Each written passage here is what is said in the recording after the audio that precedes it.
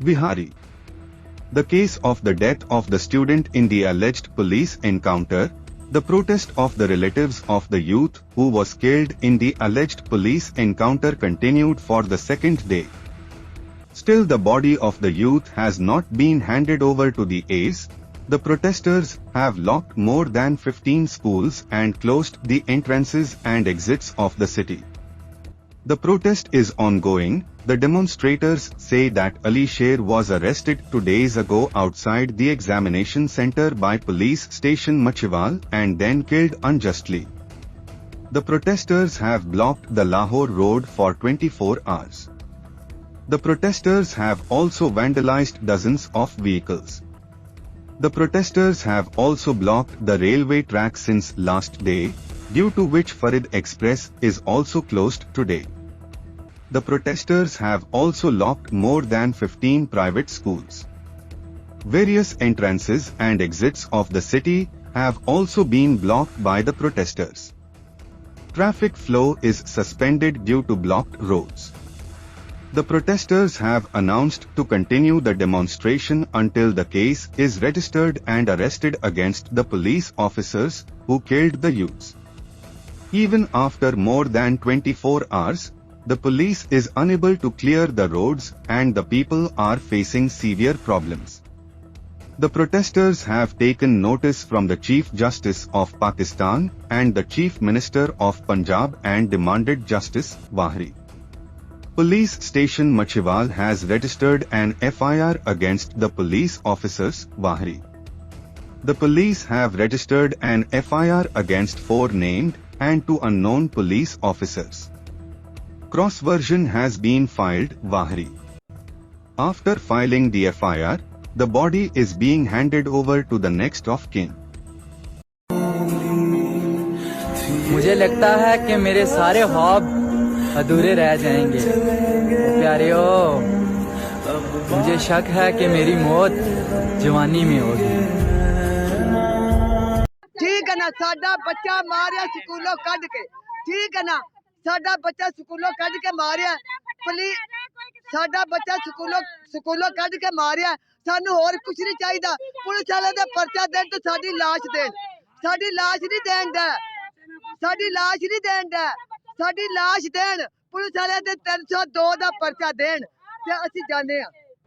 ਹਾਂਜੀ, ਸਾਡਾ ਸ਼ੇਰ ਜਿੱਡਾ ਬੱਚਾ ਮਾਰਿਆ ਇਹਨਾਂ ਨੇ, ਪੜਨ ਆਇਆ ਇਹਨਾਂ ਨੇ ਕਾਲਜ ਵਿੱਚੋਂ ਕੱਢ ਕੇ ਇਹਨਾਂ ਨੇ ਰਾਤ ਮਾਰ ਦਿੱਤਾ ਸਾਡਾ ਬੱਚਾ। ਸਾਡੇ ਬੱਚੇ ਦਾ ਕੋਈ ਕਸੂਰ ਨਹੀਂ ਸੀ, ਸਾਡੇ ਬੱਚੇ ਦੀ ਕੋਈ ਗਲਤੀ ਨਹੀਂ ਸੀ, ਸਾਡਾ ਸ਼ੇਰ ਜਿੱਡਾ ਪੁੱਤਰ ਇਹਨਾਂ ਨੇ ਮਾਰ ਦਿੱਤਾ।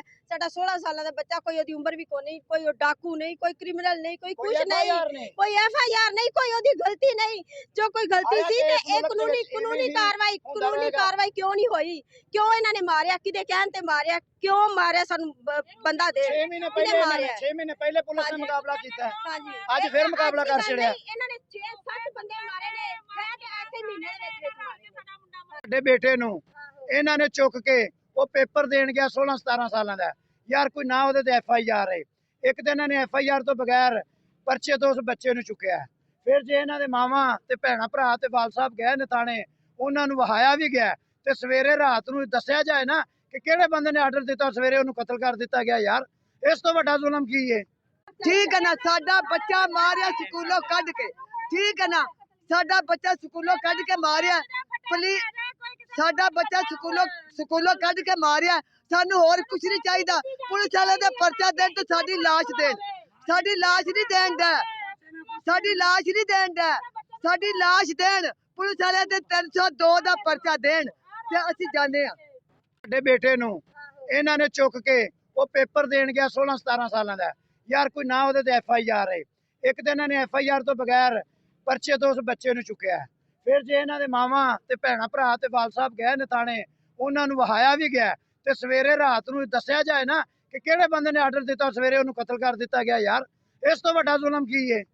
ਹਾਂਜੀ, ਸਾਡਾ ਸ਼ੇਰ ਜਿੱਡਾ ਬੱਚਾ ਮਾਰਿਆ ਇਹਨਾਂ ਨੇ, ਪੜਨ ਆਇਆ ਇਹਨਾਂ ਨੇ ਕਾਲਜ ਵਿੱਚੋਂ ਕੱਢ ਕੇ ਇਹਨਾਂ ਨੇ ਰਾਤ ਮਾਰ ਦਿੱਤਾ ਸਾਡਾ ਬੱਚਾ। ਸਾਡੇ ਬੱਚੇ ਦਾ ਕੋਈ ਕਸੂਰ ਨਹੀਂ ਸੀ, ਸਾਡੇ ਬੱਚੇ ਦੀ ਕੋਈ ਗਲਤੀ ਨਹੀਂ ਸੀ। ਸਾਡਾ ਸ਼ੇਰ ਜਿੱਡਾ ਪੁੱਤਰ ਇਹਨਾਂ ਨੇ ਮਾਰ ਦਿੱਤਾ ਹੈ। ਸਾਡਾ 16 ਸਾਲਾਂ ਦਾ ਬੱਚਾ, ਕੋਈ ਉਹਦੀ ਉਮਰ ਵੀ ਕੋਈ ਨਹੀਂ, ਕੋਈ ਡਾਕੂ ਨਹੀਂ, ਕੋਈ ਕ੍ਰਿਮੀਨਲ ਨਹੀਂ, ਕੋਈ ਕੁਝ ਨਹੀਂ, ਕੋਈ FIR ਨਹੀਂ, ਕੋਈ ਉਹਦੀ ਗਲਤੀ ਨਹੀਂ। ਜੋ ਕੋਈ ਗਲਤੀ ਸੀ ਤੇ ਇਹ ਕਾਨੂੰਨੀ ਕਾਰਵਾਈ ਕਿਉਂ ਨਹੀਂ ਹੋਈ? ਕਿਉਂ ਇਹਨਾਂ ਨੇ ਮਾਰਿਆ? ਕਿਹਦੇ ਕਹਿਣ ਤੇ ਮਾਰਿਆ? ਕਿਉਂ ਮਾਰਿਆ? ਸਾਨੂੰ ਬੰਦਾ ਦੇ। 6 ਮਹੀਨੇ ਪਹਿਲੇ ਪੁਲਿਸ ਨੇ ਮੁਕਾਬਲਾ ਕੀਤਾ, ਅੱਜ ਫਿਰ ਮੁਕਾਬਲਾ ਕਰ ਛੜਿਆ। ਇਹਨਾਂ ਨੇ 6-7 ਬੰਦੇ ਮਾਰੇ ਨੇ, ਮੈਂ ਤੇ ਐਸੇ ਮਹੀਨੇ ਦੇ ਵਿੱਚ ਮਾਰੇ। ਉਹ ਬੰਦਾ ਮਰਦਾ ਹੀ ਨਹੀਂ।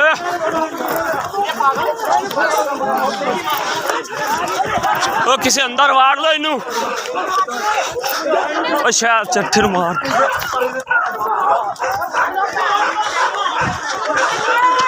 ਉਹ ਮਾਰ ਜਾਣਾ ਬੰਦਾ। ਉਹ ਨਾ ਮਾਰ ਜਾਵੇ।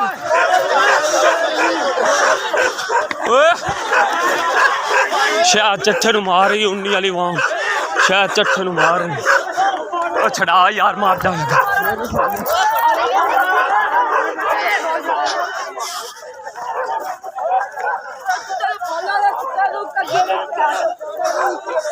ਸ਼ਾਇਦ ਚੱਠੇ ਨੂੰ ਮਾਰਤਾ ਵਾਂਗ।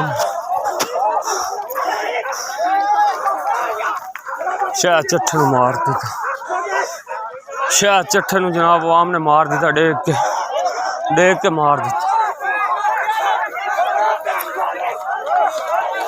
ਬੰਦਾ ਮਾਰਤਾ ਸ਼ਾਇਦ ਚੱਠੇ।